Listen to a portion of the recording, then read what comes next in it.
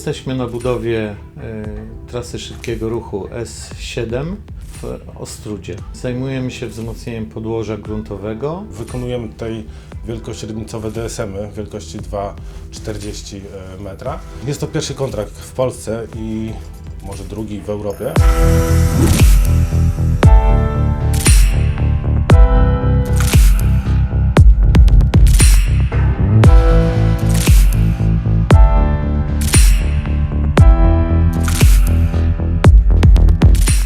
Naszym naczelnym zadaniem jest wykonanie bloku oporowego, które zabezpiecza krawędź przyszłej trasy szybkiego ruchu. Największy problem było odwodnienie platformy, gdyż znajdujemy się 1,5 metra poniżej zwierciadła wody. Zalegają tutaj grunty słabonośne aż do 18-19 metrów i dlatego jest nasze wzmocnienie potrzebne, żeby budowa tej drogi była możliwa.